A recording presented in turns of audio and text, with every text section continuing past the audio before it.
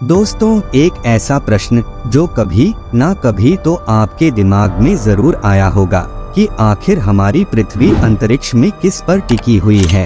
ऐसी कौन सी शक्ति है जिस वजह से पृथ्वी अंतरिक्ष में टिकी हुई? क्या वाकई में पृथ्वी के नीचे कुछ भी नहीं?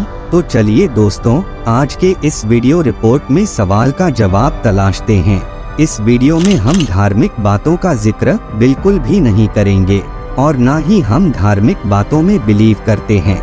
दोस्तों, पृथ्वी और फॉर्मली के अन्य ग्रहों के नीचे कुछ नहीं, केवल नीचे दूर दूर तक फैला हुआ अंतरिक्ष है। पृथ्वी किसी भी चीज पर टिकी हुई नहीं है, बल्कि अंतरिक्ष बाकी सभी ग्रहों की तरह सूरज की गुरुत्वाकर्षण की ताकत की वजह से फिर रही है। सूरज में गुरुत्वाकर्षण की शक्ति इतनी अधिक है कि वह सभी ग्रहों को अपने इर्द गिर्द रखने में समर्थ हैं। लेकिन दोस्तों, पृथ्वी सूर्य के गुरुत्वाकर्षण की वजह से अंतरिक्ष में रुकी हुई, तो अगर मान लो सूर्य नहीं होता तो क्या पृथ्वी गिर जाती?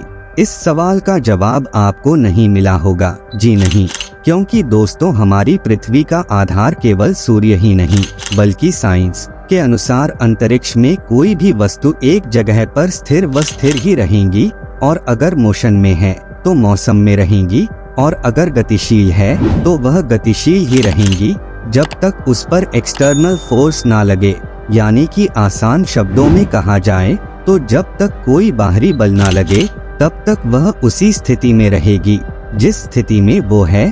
अब आपके दिमाग में ये भी ख्याल आ रहा है कि अगर पृथ्वी सूर्य के गुरुत्वाकर्षण शक्ति से बंधी हुई तो पृथ्वी सूर्य के गुरुत्वाकर्षण से सूर्य के अंदर ही क्यों नहीं समा जाती? ये सवाल बड़ा इंटरेस्टिंग। दोस्तों, पृथ्वी सूर्य के गुरुत्वाकर्षण की वजह से उसके अंदर इसलिए नहीं समा जाती क्योंकि पृथ्वी खुद की भी एक गति है, और इसी गति की वजह से पृथ्वी सूर्य के अंदर नहीं गिरती। सूर्य का गुरुत्वाकर्षण और पृथ्वी की गति एक ऐसी जगह पर स्थिर है जहां पृथ्वी का गिरना एक चक्कर बन जाता है, जिसको हम वैज्ञानिक भाषा में ऑर्बिट कहते हैं। दोस्तों, गुरुत्वाकर्षण और अन्य ग्रह के ऑर्बिट में घूमने के इस नियम को न्यूटन ने तोप के गोले के उदाहरण से इस बात को समझाने की कोशिश की। मान लीजिए हम पृथ्वी की सतह पर खड़े हैं और एक तोप से गोले को तेजी से फेंकते हैं, तो कुछ ही दूरी तय करने के बाद वो गोला पृथ्वी के गुरुत्वाकर्षण की वजह से जमीन पर आ गिरेगा। ये गोला दागने के बाद उसी जगह पर इसलिए नहीं गिरता है क्योंकि उसकी खुद की भी एक गति है जो उस गोले को कुछ दूर ले जाती। अगर मान लीजिए हम गोले को कई गुना तेजी से फेंकते हैं तो वे पहले की तुलना में काफी आगे जाएगा।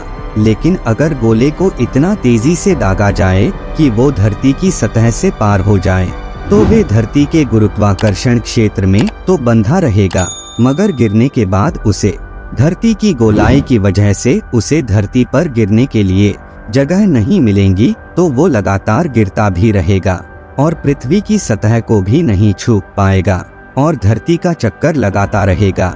इसी को ही हम ऑर्बिट कहते हैं। इसी नियम पर हमारे सैटेलाइट काम करते हैं और हमारी धरती भी इसी नियम पर सूर्य का चक्कर लगाती है। धरती सूर्य की तरफ गिरती तो रहती है, मगर पृथ्वी की गति की वजह से उसका गिरना चक्कर में कन्वर्ट हो जाता है।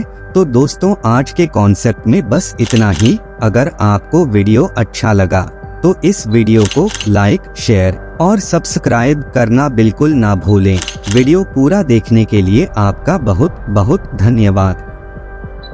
पूरा वीडियो देखने के लिए आपका बहुत बहुत धन्यवाद। अगर आपको इस तरह के इंफॉर्मेटिव वीडियो देखना पसंद है तो हमारे इस चैनल को सब्सक्राइब करें और हमारी नई वीडियो सबसे पहले देखने के लिए इस बेल आइकॉन को भी जरूर दबाएं।